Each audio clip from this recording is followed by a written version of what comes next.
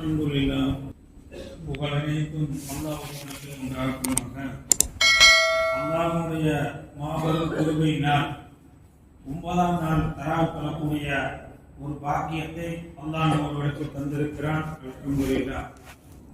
இந்த 9ஆம் நாள் தொழுத அந்த தொழுகைக்கு என்ன நன்மை அப்படின்னு பார்க்கின்ற பொழுது, நபிகள் நாயகம் ஸல்லல்லாஹு அலைஹி வஸல்லம் அவர்களுக்கு அல்லாஹ் என்ன சிறப்பை வழங்கினானோ அந்த சிறப்பை 9ஆம் நாள் தொழுத அத்தனை ஆண்கள் பெண்களுக்கும் அல்லாஹ் தஆலா வழங்குவதாக அண்ணல் பெருமான் ஸல்லல்லாஹு அலைஹி வஸல்லம் சொல்லி காட்டுறாங்க.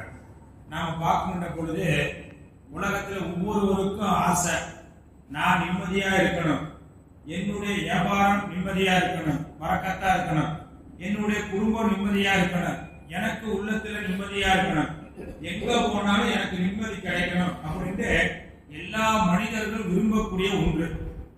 எப்படி என்று சொன்னா நாம பார்க்கின்ற பொழுது நாம அறிந்த செய்தி தான். முல்லா நஸ்ருத்தீன் என்ன செஞ்சாருன்னு சொன்னா, தன்னுடைய வீட்டு சாவியை தொலைச்சிட்டாரு. அப்ப தொலைஞ்சிருச்சு. அப்ப வீட்டு சாவி தொலைஞ்ச உடனே தேடுறாரு. இப்ப அந்த பக்கம் வந்த சில பேர் கேட்கிறாங்க, முல்லாவே என்ன தேடிக்கிட்டு இருக்கீங்க அப்படிங்கிறப்ப, அப்ப அந்த முல்லா சொல்றாரு, என்னுடைய வீட்டு சாவி தொலைஞ்சிருச்சு, அதனால நான் தேடுறேன் அப்படின்றாரு. அப்படிங்களா அப்படின்னு வந்திருக்கக்கூடிய அத்தனை பேர்கள் என்ன செய்றாங்க, முல்லாவுக்கு ஒரு ஹெல்ப்பாக உதவியாக அவங்களும் சேர்ந்து தேடுறாங்க. எந்த அளவுக்குன்னு சொன்னா, அந்த தேடக்கூடியவங்களுக்கு அசந்துருச்சு. தேடி தேடி பாக்குறாங்க, சாவியே கிடைக்கல. முல்லா சாவியை எங்க போட்ட, எங்களால தேட முடியும், இவ்வளவு நாங்க தேடி பார்த்துட்டோம், ஒண்ணும் காணலையே அப்படிங்கிறப்ப முல்லா சொன்னாரு, சாவியை அந்த பக்கம் போட்டேன் அப்படின்னு. ஏன் எங்கள்கிட்ட என்ன விளையாடுறியா, அப்புறம் ஏன் இங்க நீ தேட சொன்ன அப்படிங்கிறப்ப, இங்கதான் வெளிச்சம் இருக்குது. எப்படி சாமி அங்க தொடர்ந்தா இங்கதான் வெளிச்சம் இருக்கு. அப்ப அதே போல நிம்மதி எதுல இருக்கோ அதை விட்டு போட்டு உலகம் அழியும் வரை நாம் வேறதுல நிம்மதியை தேடினா நிம்மதி கிடைக்காது. எப்படி என்று நாம் பார்க்கின்ற பொழுது இன்னொரு செய்தியை சொல்லி காட்டுறாங்க.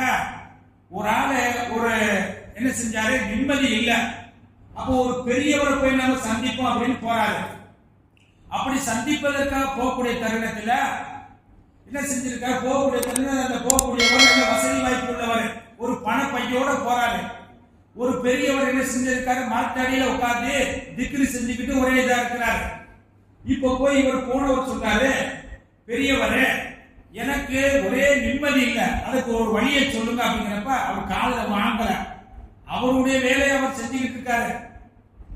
இப்ப மீண்டி ஒரு வினா தொடுக்கிறாரு, நான் சொல்றது உங்களுக்கு காதல் விழுகலையா, எனக்கு நிம்மதி இல்ல, அதற்கு ஏதாச்சும் ஒரு வழியை சொல்லி கொடுங்க அப்படிங்கிறப்ப அந்த பெரியவர் என்ன செஞ்சாரு, இவர் கொண்டு வந்து அந்த பணப்பையை தூக்கிட்டு அப்படியே ஓட்டமா ஓடுனாரு. இவர் பின்னால தொடர்ந்துட்டே போறாரு. ஆகா, நாம நிம்மதியை தேடி வந்த நம்முடைய பணப்பை போயிருச்சு அப்படின்னு தொடர்ந்துகிட்டே போறாரு. இந்த பெரியவர் போய் போய் போய் கடைசி என்ன செஞ்சிட்டாரு, அந்த மரத்து பக்கத்துல வந்துட்டாரு. எங்க அந்த இருந்த இடத்துல உட்கார்ந்துட்டாரு. அப்ப இவர் என்ன செஞ்சாரு, அந்த பணம் காணப்போனவர் மீண்டும் இவரும் மரத்து கிட்ட வந்துட்டாரு. வந்த உடனேயே அவருக்கு ரொம்ப ஒரு சந்தோஷம். ஆகா, பெருமூச்சு விட்டாரு. ஆக நம்ம பணப்பை கிடைச்சிருச்சு. அப்ப அந்த பெரியவர் சொன்னாரு, என்ன நிம்மதி இல்ல, நிம்மதி நம்மள்கிட்டயே இருக்குது நிம்மதி. இப்ப நிம்மதி இல்ல, பணப்பை என்ன செஞ்ச போனே இப்ப கிடைச்சது என்ன செஞ்ச நிம்மதி இல்ல. அப்ப நிம்மதிங்கிறது எங்கேயும் இல்ல, நம்மள்கிட்டயே நிம்மதி இருக்குது அப்படின்னு சொல்றாங்க. இன்னைக்கு நாம பாக்குறோம், வெளியில போறோம் பல வேலைகள், ஆனா வருகின்ற பொழுது அப்படியே டென்ஷனா வருவோம், பிரஷரா வருவோம். ஆனா வந்து பாத்தீங்க, வீட்டுல ஒரு சின்ன புள்ள அப்படியே விளையாடிக்கிட்டு இருக்கு, சிரிச்சுக்கிட்டு இருக்கு.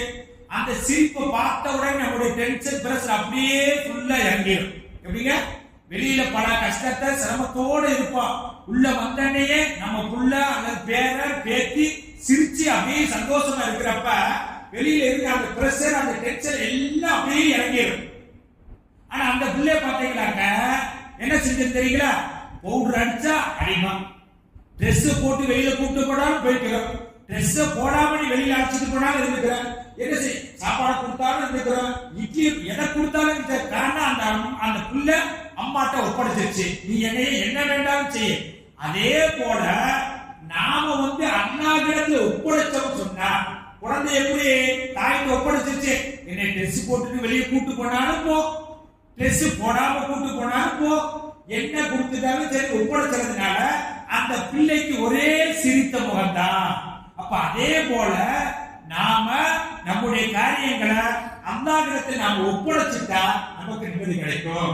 அது மட்டுமல்ல, நாம அறிந்த செய்திதான், ரசூலுல்லாஹி ஸல்லல்லாஹு அலைஹி வஸல்லம் அவங்களை பிடிப்பதற்காக வர்றாங்க. எப்படி 100 ஒட்டகம், அந்த காலத்துல 100 ஒட்டகம், ஒரு ஒட்டகம் பெரிய பெரிய, நமக்கு இன்னைக்கு இந்த காலத்துல பெருங்கொண்ட காரு இன்னைக்கு என்ன ஃபேமஸோ அந்த கார் நம்ம வீட்டுல இருந்தா எப்படியோ அதை காட்டிலும் ஒரு ஒட்டகம் கிடைப்பது அந்த காலத்துல பெருசு. அப்போ 100 ஒட்டகம் கிடைக்கும். யாருக்கு? ரசூலுல்லாஹி ஸல்லல்லாஹு அலைஹி வஸல்லம் யார் உயிரோடவோ பிணமாகவோ பிடித்து வரக்கூடியவர்கள் 100 ஒட்டகம். இப்ப ரசூலுல்லாஹி ஸல்லல்லாஹு அலைஹி வஸல்லம் அபூபக்கர் எல்லாம் குகையில உட்கார்ந்து குகையில இருக்கிறாங்க. இப்ப தேடி தேடி தேடி குகைக்கு வந்துட்டாங்க, பக்கத்துல வந்துட்டாங்க. மூச்சு விட்டா அந்த சத்தத்தை கேட்டு வந்து 2 பேர்த்தையும் கொலை செஞ்சிருவாங்க. இப்ப கேட்கிறாங்க அபூபக்கர் ரலியல்லாஹு, நாயகமே 100 ஒட்டகத்தை எப்படியாச்சும் வாங்கணுங்கிறதுக்காக நம்ம பக்கத்திலே வந்துட்டாங்க, என்ன செய்யறது, என்ன நிலமாக போதோ அப்படிங்கிறப்ப என்ன சொன்னாங்க தெரியுங்களா? லா தல்சன், கவலைப்படாதீங்க, இன்னல்லாஹ் அல்லாஹ் நம்மோடு இருக்கிறார். நீங்க நானே 2 பேர் நீங்க நினைக்காதீங்க, அல்லாஹ் நம்மோடு இருக்கிறார், அந்த கவலையை விடுங்க அப்படின்ற உடனே கடைசி வரைக்கும் என்ன அந்த நம்பிக்கை அல்லாஹ் இருக்கிறா அப்படின்னு அந்த கவலையை விட்டு என்ன நீக்கிறாங்க. அந்த நீக்கினதின் காரணமாக அல்லாஹ் என்ன செஞ்சா, அந்த குகையில அவங்களுக்கு பிடிபடல, குகையில எட்டி பார்த்தாங்க, இருக்கிறது கூட தெரியல. அப்ப நம்ம பார்க்கின்ற பொழுது இதே போல நிறைய வரலாற்று செய்திகள் எல்லாம் இருக்குது. எப்படிங்க, நாம பார்க்கிறோம், முடிவெட்டுறதுக்காக போறோம், முடிவெட்டுறதுக்காக போறோம். அப்படி முடிவெட்டுவதற்காக போகக்கூடிய தருணத்துல வெட்டக்கூடியவங்க என்ன செய்றாங்க, கத்திய வைக்கிறாங்க, முடிய வெட்டக்கூடிய தருணத்துல கத்திய வைக்கிறாங்க. இருந்தாலும் நாம என்ன செய்யறோம், அப்படியே மெய் மறந்து தூங்குறோம். எப்படிங்க, நம்ம கையில நம்ம மேல உடம்புல கத்திய வைக்கிறாங்க, கத்திய வச்சு எடுத்துக்கிட்டக்கூடிய தருணத்தில் போறாலும் கத்திய எடுத்து வந்து நம்ம என்ன செய்வோம், தூங்கிடுவோமா? தூங்க மாட்டோம். முடிவெட்டக்கூடிய தருணத்துல நம்ம மேல கத்திய வைக்கிறாங்க, ஆனா மெய் மறந்து நம்ம என்ன செய்யணும், அப்படி தூக்கம் வந்தது. அப்ப என்ன செஞ்சிடும், நாம இவங்க வந்து என்ன செய்வாங்க, ஒண்ணும் செய்ய மாட்டாங்க அப்படின்ட்டு நாம ஒப்படைச்சிடும். அதே போல நம்முடைய காரியங்கள் அல்லாஹ்விடத்தில் ஒப்படைச்சா நிச்சயமாக நமக்கு நிம்மதி கிடைக்கும். மட்டும் சொல்லல, இன்னும் சொல்லி காட்டுகிறது, அலா அறிந்து கொள்ளுங்கள், விதிக்கிறில்லா, அல்லாஹ்வுடைய திக்ரை கொண்டு தத்துமைங்கள் குழுவு, உங்களுடைய கல்பு மனம் நிம்மதி பெறும் அல்லாஹ் சொல்றார். அப்ப அந்த திக்ர் சொன்ன என்ன, ஆக சோத்துல உப்பு போடலையோ இப்படி திக்ர் செய்யக்கூடாது. எப்படி அன்னைக்கு நம்ம என்ன செய்ய, அதாவது வியாபாரம் செஞ்சுக்கிட்டாங்க, அது திக்ர் கிடையாது. திக்ருண்டா ஒரே இஹ்லாஸோடு, மனசு அந்த பக்கம் இந்த பக்கம் எதுவுமே இல்லாம ஒரே மன தூய்மையோடு, எந்த சிந்தனைகள் இல்லாமல் அப்படி திக்ர் செஞ்சு பாருங்க. நிச்சயமாக நான் சொல்லல, அல்லாஹ் சொல்றான், உங்களுக்கு நிம்மதி கிடைக்கும். அப்படி நிம்மதியான வாழ்க்கை வாழக்கூடிய தௌஃபீக்கை அல்லாஹ் உங்களுக்கும் எனக்கும் தந்தருள் புரிவானாக.